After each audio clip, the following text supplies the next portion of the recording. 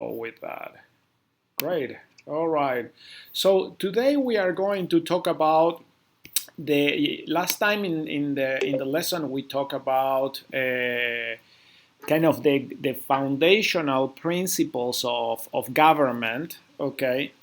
And in this lesson today, we are going to talk mostly about the governments in Europe, the more common forms of government in the European countries and how they work and why and what are the influences, that geographical boundaries and geopolitical boundaries have had on the development of the European governments. Okay, so um, this, of course, that is interesting because sometimes you would think, okay, why is this a geography lesson? Well, geography, history, and government are really intertwined. Okay. Mm-hmm. Uh, yeah, and so we are going to be looking at that. What is the most common form of government in Europe? What would you say is the most common form of government in the European countries? Just a second. Sabrina and Alex say monarchy. Excellent. Good. Okay. And that is correct. And what is the basis of a monarchical form of government? Okay. So if we were to think about, where do monarchies come from? Okay. How do they develop and what was the type of government that happened during monarchies?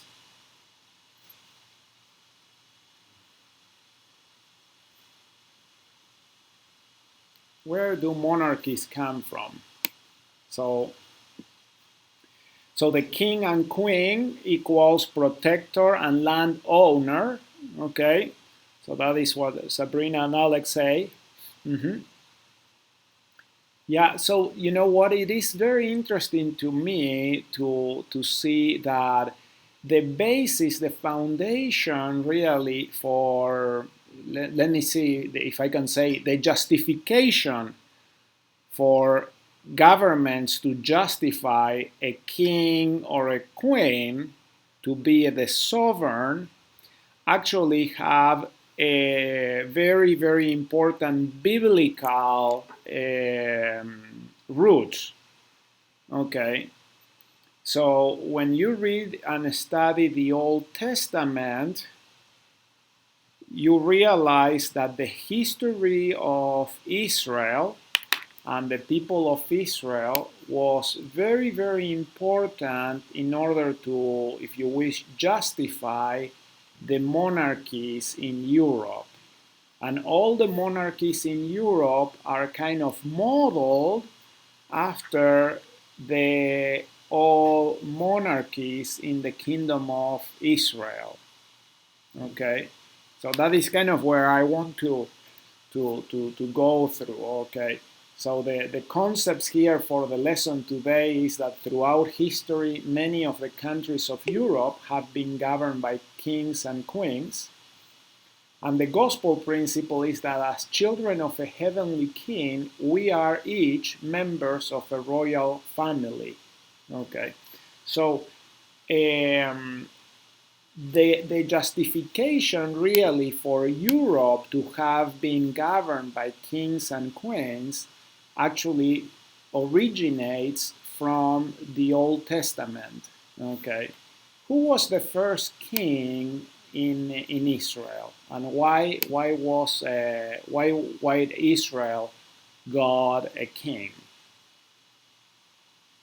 If you have a mic and you don't have a lot of background noise, you can open your mic and you can participate that way. That is preferable. Or if you want, you can type in the chat. Okay. So the question is, who was the first king in the kingdom of Israel? Okay, and why did the kingdom of Israel choose to have kings and queens?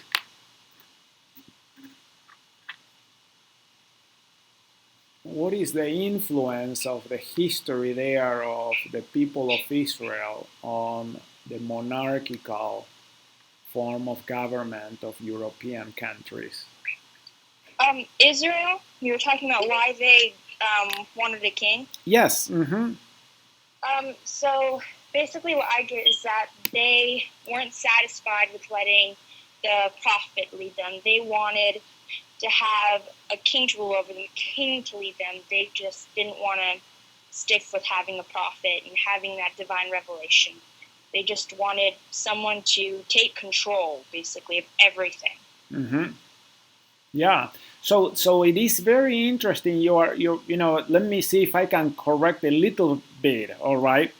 It wasn't that the people of Israel didn't want the prophet at all. Okay. The prophet was there just to reveal the will of God to them, and the people of Israel were actually living under the government of judges, and the judges were very loose kind of social and militarily leaders for the people of Israel. So whenever there were enemies, the people would band together behind a judge, okay, a leader, and they would lead them to war against their enemies. What happened was that because this wasn't a kind of a set form of government, the judges came and went, okay, they didn't have a staying power really. The enemies of the people of Israel were always kind of beleaguering them. Okay, they were always kind of invading, fighting against them. And because the tribes of Israel were not united, they were kind of easy pickings, if you wish, for the enemies. Okay. The prophets basically always say, rely on God. God will protect you. God will send an appropriate leader to save you at the right time and so on. And if they would have listened, and if they would have followed, it would have been okay. All right. But the people didn't want that. They wanted the stability that a king and a permanent leader would provide. And that is why they sought to have a king. Okay. So who was the first king in Israel? Okay. So Saul, Superman says that it was Saul, the first king of Israel. That is great. That is so that was who he was, the first king of Israel, and he led really the people. He unified the tribes of Israel in order to fight the Philistines. Okay, so let's see. You can tell it. Okay, yes. Emma says, I forgot about the judges. Yes, this is very important. The period of time of the judges is often overlooked, okay, because we don't have a whole lot of historical background on it. It's kind of, just whatever is written there in the book of Judges. And so the focus is actually in the Old Testament. Throughout the Old Testament, the focus is on the kings, on the rule of the kings. And Saul was the first. Who was the second king of Israel? Who was the second king of Israel? And Rodney, you said that you had a question. Go ahead and ask your question whenever you can. Nicola says David. Excellent. Yes. Okay. Oh, I'm sorry about the freezing on the computer. It is a problem on my computer, and I have no idea what to do or how to solve it. Okay, I've tried contact and go to meeting and try to troubleshoot that, and I don't know what is the problem. So my question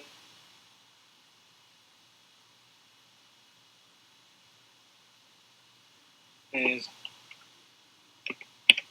how that really looked, more than just they were rulers, were they elected, how long were they there, what were they over, was it like the system presented in the Book of Mormon, with King Mosiah starting it? the judges in Israel, you mean? Yeah, judges in Israel. And so I'm asking, do you have an article related to that? Or is it on the lesson? Is there somewhere I can look at it a little bit more? Okay, I'll try to find something. I don't have something specifically written. Okay, I probably need to try to find something. I'm sure there are things written about this. The most important source of information really is the book of Judges itself. Okay, as you read the book of Judges, it's actually very entertaining, frankly. Okay, it's one of the fun books to read in the book of Judges because it has a lot of stories about these different judges. But you can see throughout the time of the book of the Judges, and it was actually quite a long period of time. It was a good 150 years. Okay, so several generations that lived under these judges, and the judges would kind of come and go. Okay, they would fight the enemies, and once they conquer, they would just go back to being whoever they were before. All right. Towards the end of the book of Judges, you see that some of the judges start getting seeking to consolidate more power. Okay, they want to actually form an army and have a standing army there around them. Okay, and that is kind of what drove. You can see that there was that transition between the judges to King Saul. All right. But the best source really that I know of is really the book of Judges itself. Okay. What do you think that the judges were set up in the law of Moses as outlined in the Old Testament? So that's right. So they were called judges in the law of Moses. The idea of the law of Moses and how the people of Israel lived there at the beginning was that God gave you this law, the Ten Commandments, and all the other articles of the law, and then after that you are free. You are free people. So the Israelites at that time were the freest people that probably the world had known. Okay, with the exception probably of the city of Zion and other, smaller places. But this was the first time that, a large number of tribes, okay, were living basically free and independent.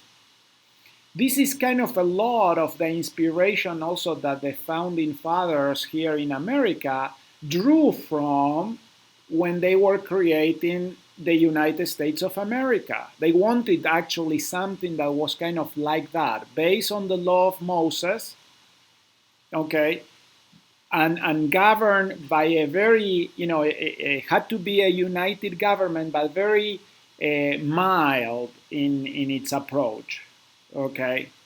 And so that is kind of the original idea. The judges were even less structured, of course, than the United States of America. They were, there just to judge the people when there were problems, literally. If you had a problem with a neighbor and you said, hey, this person needs to pay me this money, I sold him this and he hasn't paid me yet, and so on, people would actually go to the gates of the city, and the elders of the city would sit there in judgment and would listen to the cases, okay, to the problems that the people had, and they would decide according to what the law of Moses said. That was government. That was what it was. Okay? Besides that, people were pretty much basically free. Again, what drove the people of Israel to seek a king were the fears of the foreign enemies and foreign invasions, okay?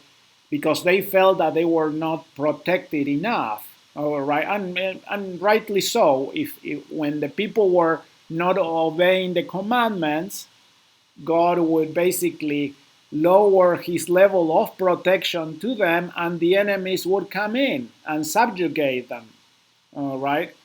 And then they would, repent. The Lord would send a judge, a military leader to fight the enemies off, and then they would become free again, and then the cycle would start again. Does that make sense? How it worked? Yes. Yeah.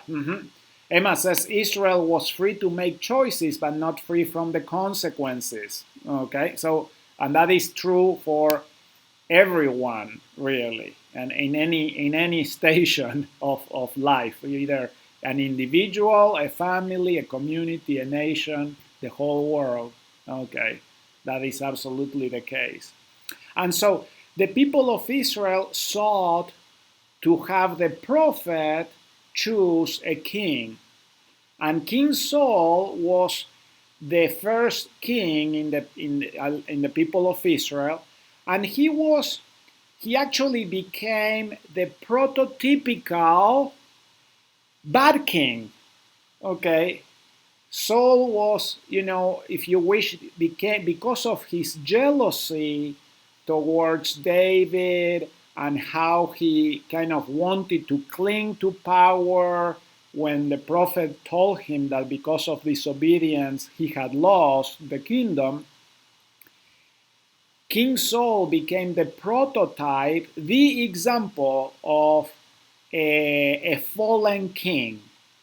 Okay? Not a wicked king. I'm not saying, a really bad king. That is another case, all right, that we'll see shortly hereafter. But he became the prototype for, or the example for what a king should not do, all right, in history. And so when you study and you see the kings and queens of Europe, they always drew lessons from the Old Testament, okay? And they would always basically think, I don't want to be like Saul, okay? So who was the second king of Israel again?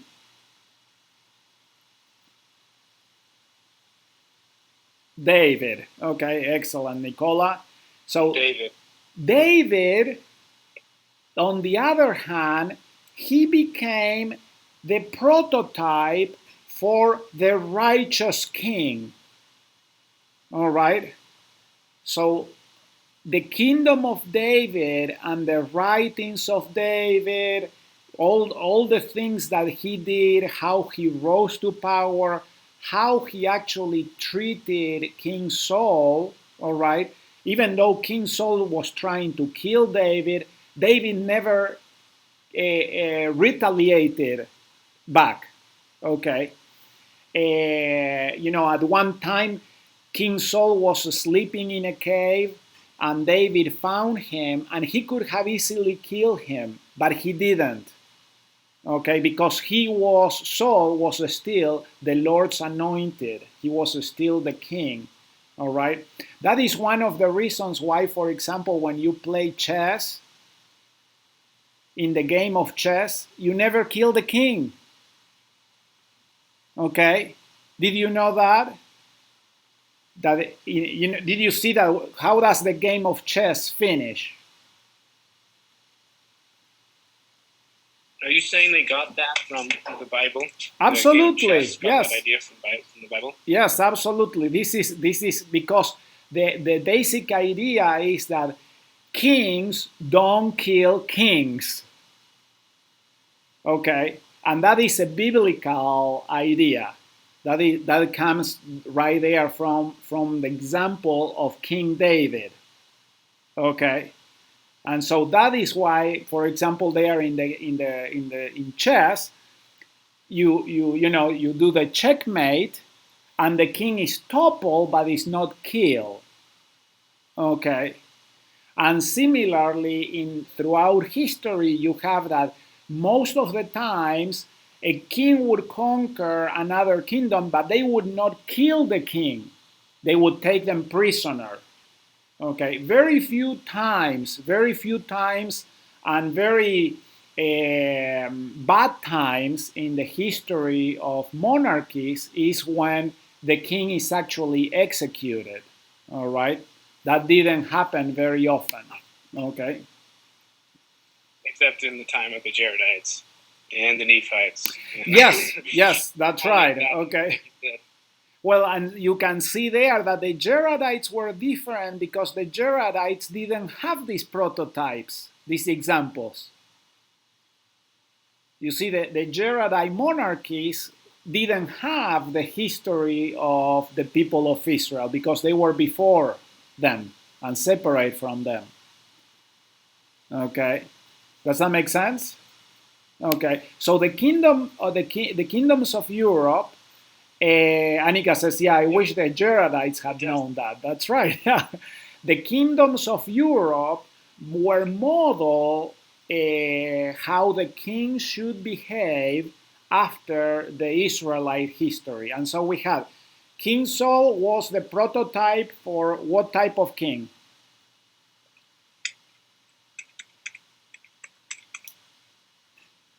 The bad king, okay, or the fallen king, okay. King David was the prototype for who? For what?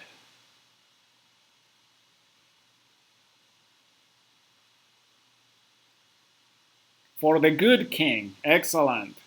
Okay. Solomon was the third king in Israel. He was one of the sons of King David.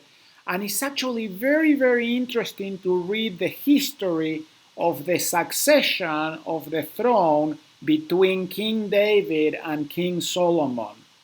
Okay, and how that happened. Did you know, for example, that the oldest son of King David was Absalom? And Absalom actually tried to kill and take over the kingdom before. He tried to kill his siblings, including Solomon and everything. And so he was kind of the prototype. Absalom is the prototype of the thief's king, okay, the usurper of the throne. All right, and that is a very, very, common theme throughout the monarchies of Europe. How do you protect the king from those who are trying to rob the kingdom? So the succession between King David and King Solomon was the example of how the kingdoms in Europe succeeded from father to son. Okay, so the principle of hereditary succession comes there from the example of King David to King Solomon. King Solomon is the prototype of the wise king. All right. Remember in the scriptures that Solomon is known for his wisdom, for how he judged righteously the people, and how he built the temple, and how he basically protected and enlarged the kingdom and everything, united the kingdom. So he is the prototype really for the wise king. Okay. Do you remember what happened next? What happened next after King Solomon? So we have Saul, David, Absalom trying to steal the kingdom. He was finally killed. Solomon, the wise king. And what happened next in the history of Israel? after Solomon, it was kind of like in the sense of righteousness, because Solomon fell and his son fell, and they were all wicked kind of after him. There's a few good ones in there, but most of the kings after Solomon. Well, so what happened, there were lots of kings and queens, in between. It didn't, Persia or Assyria didn't happen right there. Emma is right. It was Rehoboam. Rehoboam was the next king. He was the successor of Solomon. Okay. Ashley said, didn't David happen after Solomon and then the Romans took over? No. There's a lot of history here in between. I would love to try this at some time, okay, to explain. But so you have Moses, then after Moses, Joshua. He was the next prophet and first judge. Then you had the kingdom of the rule of the judges for about 150 years. Then you have Saul, David, Solomon, Rehoboam, okay, and then Jeroboam divides the kingdom. Nicola is right. You have there that Judah and Israel became separate kingdoms. Okay. So Rehoboam, why did the kingdom got separated? Rodney, you are eating there in front of the webcam, and I wish that you could share with us. You see, he turned the webcam off. That's awesome. Okay. Why were the kingdoms separated? The reason it was separated was because the people didn't want him to rule over them anymore. So he ruled over the southern part of the kingdom. Yes. That's right. And why did the people didn't want Rehoboam? He was the son of Solomon. He was the successor to the kingdom. But what happened? Why? What was the problem? Do you remember?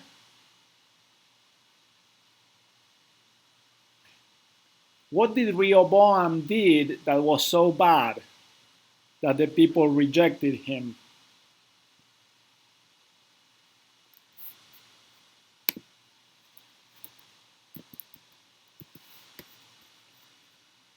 Rodney says he killed someone. No, actually it was taxes. Okay.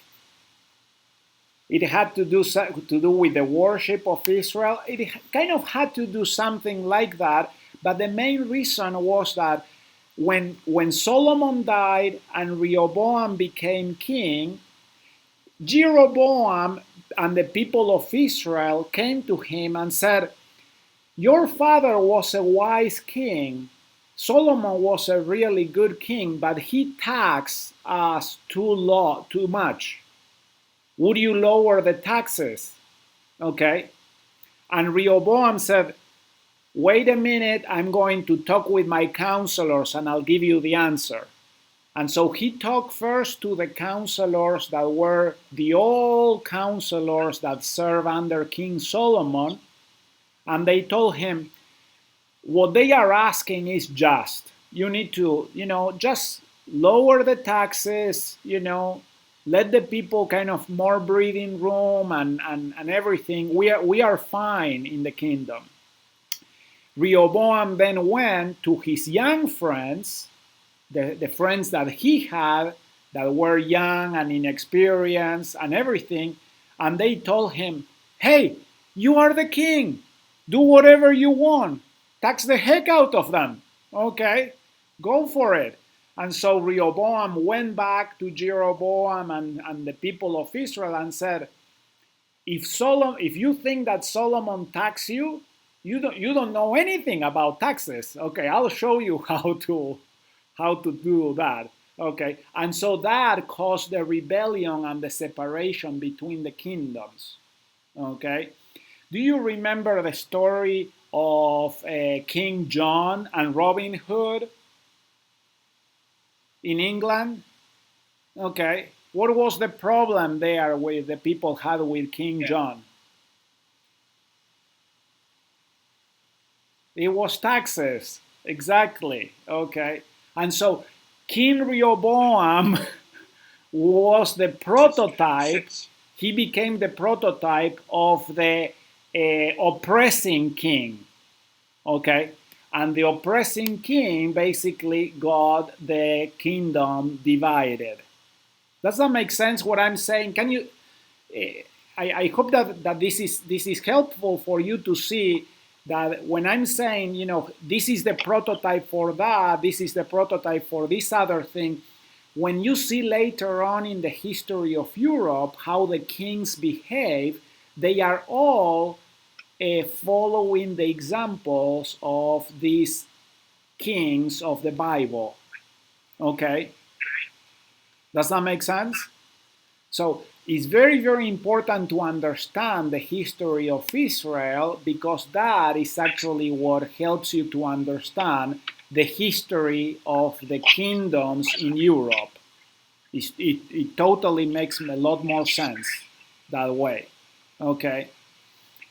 Who was, so after the kingdoms got divided, they had several, they had about 300 years more of kings.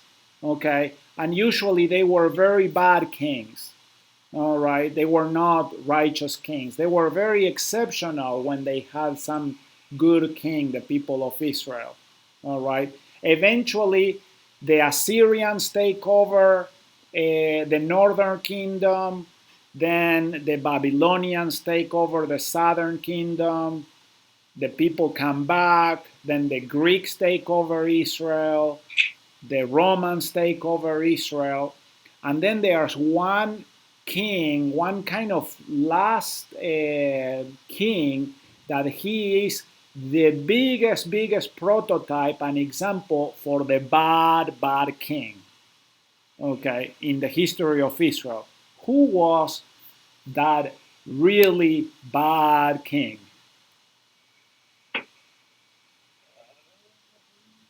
He was the worst, okay. Not Zedekiah, okay. Zedekiah was kind of, he was Hezekiah was actually a very good king. Mm-hmm. The one with the writing on the wall was one of the kings of Persia, so he wasn't an Israelite king. Okay. Nebuchadnezzar was also one of the kings of Babylon. Okay. Mm-hmm. Okay. Zechariah was a prophet. He wasn't a king. Was this after Jesus Christ had come? Around his time. Around his time.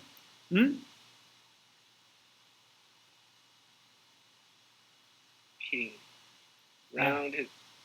Around the time of Christ. Herod! Sabrina got it. Yes! Yes. So Herod became the prototype for the really bad, nasty king. All right. And he was a successful king as far as power. All right. He was very successful militarily. He was very successful as far as building the temple and building palaces, but he was nasty. He killed his own family. He killed his first wife. All right, all because of jealousy and intrigue. And the big issue was that there was a historian named Josephus who wrote all the history of Herod in a lot of detail, even more detail than you have in the scriptures. Okay, so yeah, he was really that nasty. Okay, remember that I'm recording the chat here. Okay, so the so Herod became really the prototype for the really bad king. And so when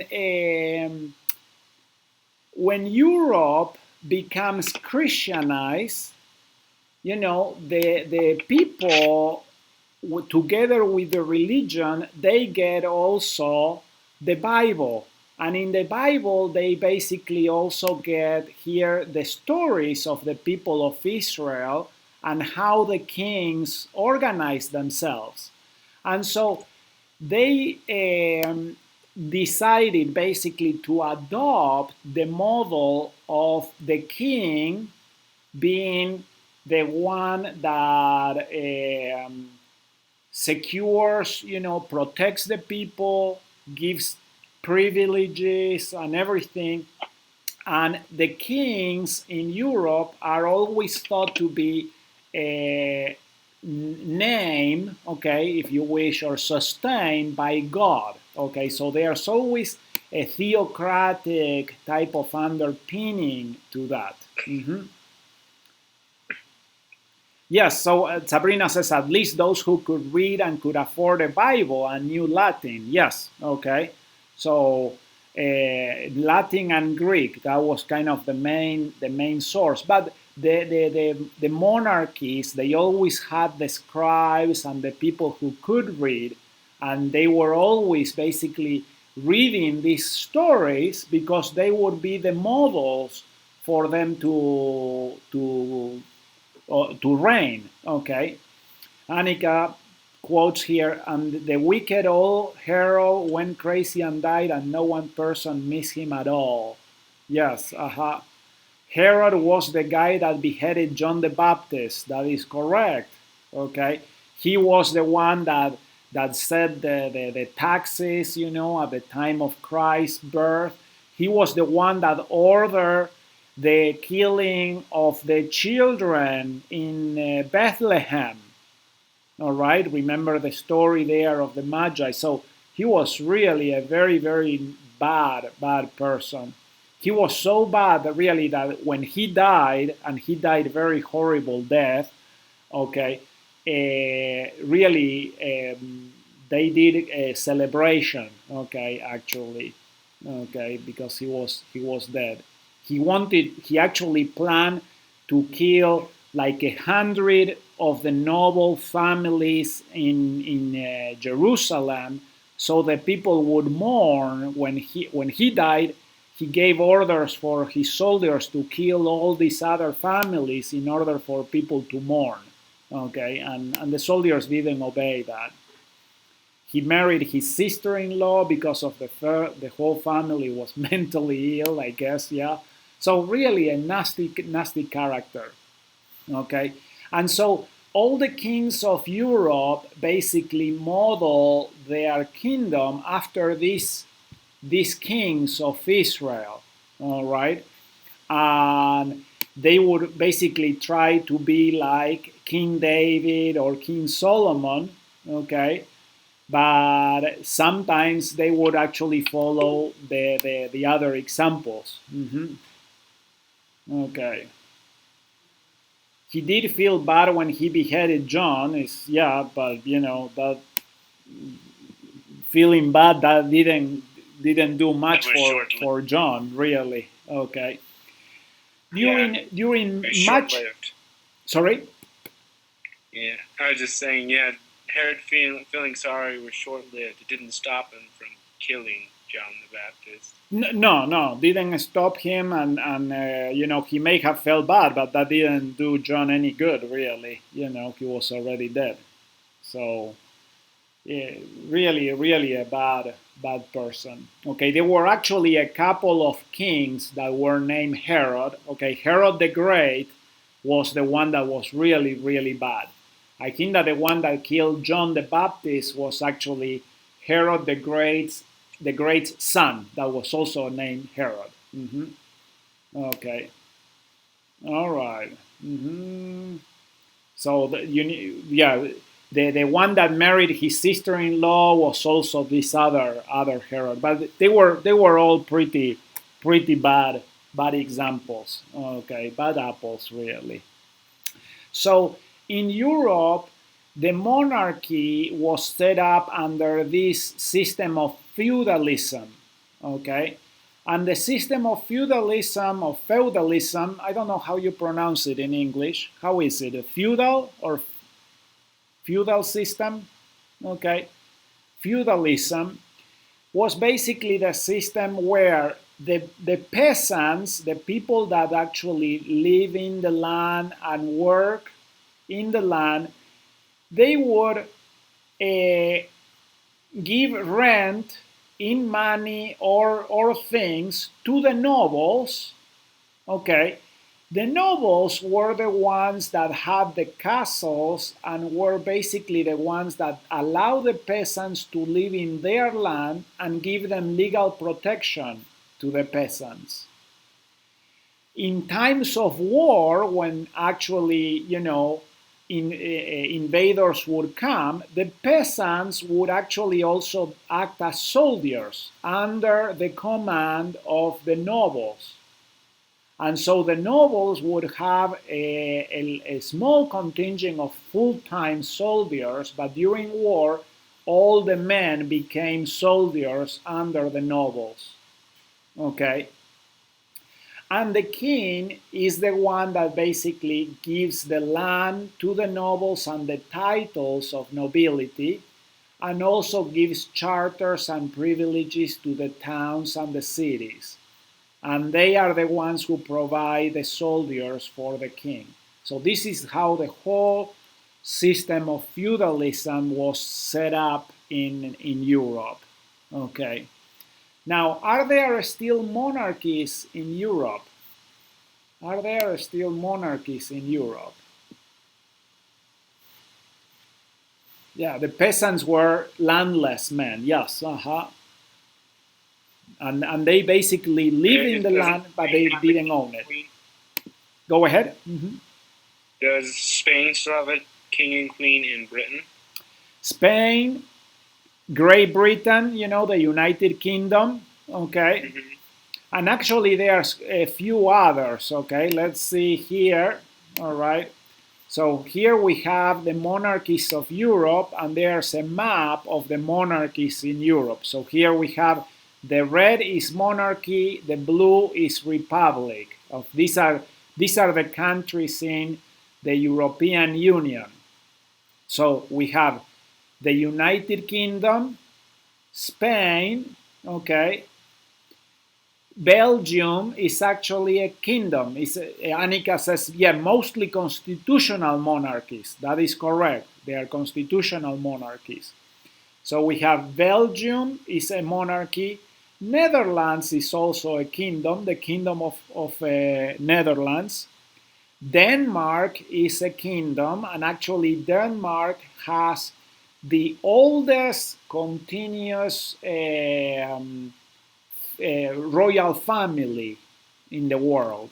Okay, and Sweden is also a kingdom, and you have also Liechtenstein, okay, that is right here between Austria and Switzerland.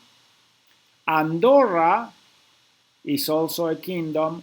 Monaco is a principality with a prince, the Prince of Monaco. Luxembourg is called the Great Duchy of Luxembourg. And then in Rome, you have the Vatican with the Pope, is also a kingdom. It's also set up as a kingdom. Okay, so those are the monarchies in Europe. And here we have the pictures of some of the current monarchs. Okay, so we see here Philip, King of the Belgians, Margaret II, Queen of Denmark, Hans Adams II, Prince of Liechtenstein, Henry, Grand Duke of Luxembourg, Albert II, Sovereign Prince of Monaco, Willem Alexander, King of the Netherlands, Harald V, King of Norway, Felipe VI, okay, Philip VI, King of Spain, Carl Gustav, Carl would be the 16th Gustav, King of Sweden, Elizabeth II, Queen of the United Kingdom, and then we have that Andorra, okay, that was this little place here between France and Spain, right there, okay. Andorra is actually has two co-princes, okay. One would be the Prime Minister of France, Francois Hollande, and then the Bishop of Sicily, okay, Jean-Henri Vives, okay. And then the Pope, Francis, is also the king, basically the sovereign of Vatican City. So those are the kingdoms that we have now still in Europe. Okay. Now, all these kingdoms don't rule, okay. Did I pronounce it wrong? Probably I pronounced it. Okay, you know my accent, so sorry about that. All right. So there is a difference between an absolute monarchy, and here I have a link to the article about absolute monarchies and constitutional monarchies. Okay, so in the lesson I have the link there to these articles. And one of the assignments I'm going to ask you about what are the differences between the two, between an absolute monarchy and a constitutional monarchy. The constitutional monarchies follow mostly the Westminster system of government, which is basically the government type that is followed in the United Kingdom. Okay, so and here it has this part of the article kind of shows how it works, how the Westminster and the constitutional, most of the constitutional governments work, okay? And this system is actually used in many, many places throughout the world, not just in Europe, but this was the constitutional type of monarchy and the parliamentary type of government, okay, the Westminster system, was something that the British exported all over the world. Okay. Now, I would like to show you in a few minutes, okay, this video about the coronation of Queen Elizabeth II, okay, the crowning ceremony. While as we watch this, I'm going to point out to a few things, okay, and I want you to remember these things for the time in the future when you go to the temple. All right. So in the temple, we learn a lot more about. Oh, sorry. Can you repeat that you cut when you were telling us the difference? Okay. So what I said basically is that I have a link to this article of absolute monarchy and constitutional monarchy. And one of the assignments I'm going to ask you to study these two and tell what are the differences between a constitutional monarchy and an absolute monarchy, and what are examples of both. All right, is that okay, Ben? So now let's see this short video about the coronation. This is kind of a brief part of the coronation of Elizabeth II. She is still the Queen of England, and this was done at Westminster Abbey. Okay. Wasn't she crowned back in like 1910? So she was crowned in 1953. See here the year? Okay. 1953. She was very young, all right, at that time. And this is a picture of her. I don't know if you can see it here on this other, but this is a current picture of her. She is actually a very old lady now. This happened 62 years ago. Okay, no, let's see, even more. Yeah, no, 62 years ago. Okay, so very, very important, really, landmark, the coronation. But see how the ceremony proceeds. First, she is going to be dressed in a special robe. Knowledge, wisdom, with majesty, and with power from on high, The Lord clothe you with the robe of righteousness and with the garment of salvation. So I don't know if you could hear that, but the person saying was saying, "May the Lord robe you with the robe of righteousness and the garment of salvation." Okay? Remember how we were talking that all these ceremonies and the models of kings come from the Bible. Well, when you go to the temple, you are going to see things that are very similar here. And so you can see that this ceremony is actually borrowing from the temple. Okay? Nicola says, I think that she's 92. Yes, it's really old. She's a well beloved queen. She was a very good queen for the British. Let's keep watching what else happens here. She's going to now sit on this throne. This is the throne of England, okay? And it's an old chair. It has lots of carvings in it, okay, from the other, like graffiti actually, but it comes from centuries old. Receive this orb set under the cross, and remember that the whole world is subject to the power and empire of Christ our Redeemer. Okay, so then she is given an orb, which is basically a globe, all right, representing the world. And around the world, there are bands surrounding this world with a cross on top. And basically, that represents the reign of Christ over the whole world. And that she, as the queen, needs to remember that she is actually ruling under Christ, the Redeemer. Okay?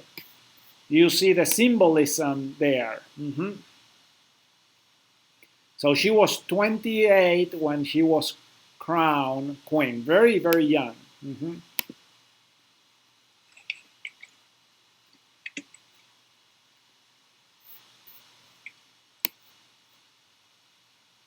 This is the real thing. This is the real coronation ceremony at Westminster Abbey. Receive the royal scepter, the ensign of kingly power and justice. So that is the royal scepter, the ensign of kingly power. Okay. Receive the rod of equity and mercy. Be so merciful that you be not too remiss. So execute justice that you forget not mercy. Punish the wicked. Protect and cherish the just. So that was the scepter and the rod of power, the rod of justice. Okay, and now she's going to receive the crown.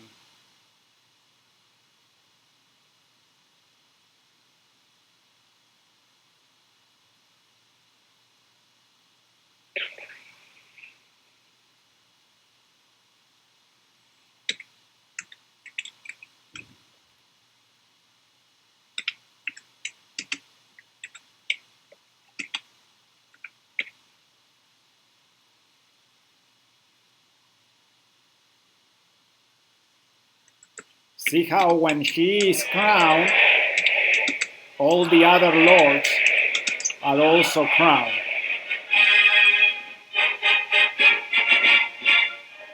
And they all shout, "God save the Queen," of course. Crown you with a crown of glory and righteousness, that having a right faith and manifold fruit of good works, you may obtain the crown of an everlasting kingdom by the gift of him whose kingdom endureth forever. I don't know if you could hear there, but basically the priest was saying here that she received the queen, the crown of righteousness, okay, and that she needed to remember that she was reigning under Christ, who was the king forever and ever. Okay.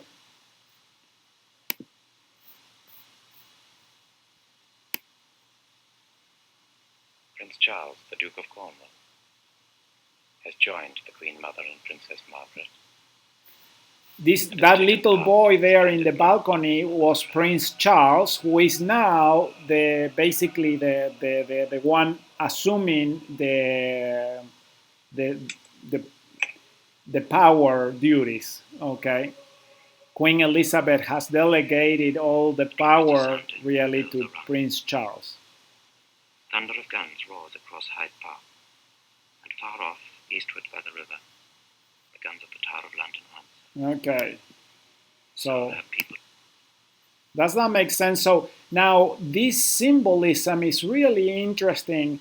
When I went to the Tower of London, that there is a place there in the Tower of London where they have all the Queen's jewels. Okay, the crown, the robe, the scepter, the orb, everything. They even have there the oil of anointing. They didn't show this in this video, but before she was crowned, she was anointed with oil, the same way that King David was anointed, and so on.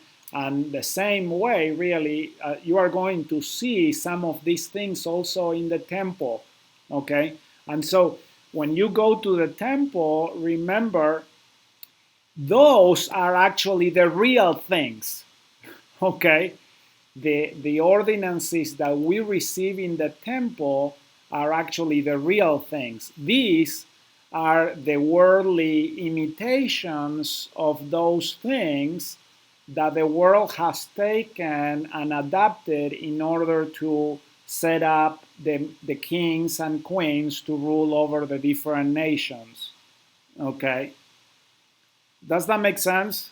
All right, I hope that it helps you. The main thing that I want you to remember is that the kings and the kings of the Bible, the kings of Israel, are really the prototypes for the kings and queens of this world.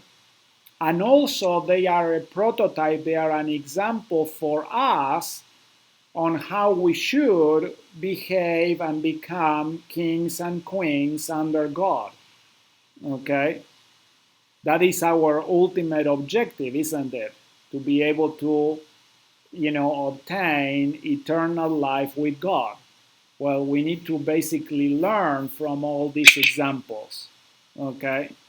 All right. Annika says, makes sense to me. Hallelujah. Good deal. Okay. So, thank you very much for your participation and everything. I'm going to post this class online and finish putting the assignments and everything. Tomorrow I need to switch the class. So tomorrow you are going to have the literature class, and Thursday we'll do science. Okay? Is that okay? So I'm going to send also an announcement on that. I hope that everything is okay for that. All right. Who would like to offer a closing prayer for us? Nathan, are you around? You'd be good for a prayer?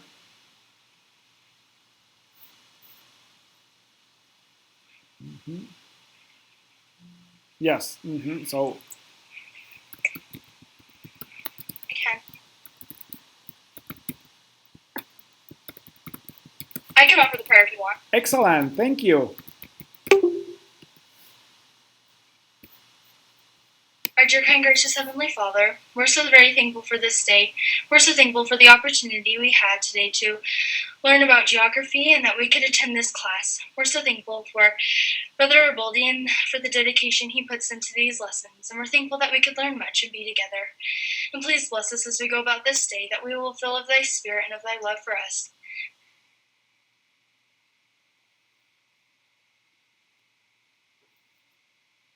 We say this in the name of thy Son, Jesus Christ.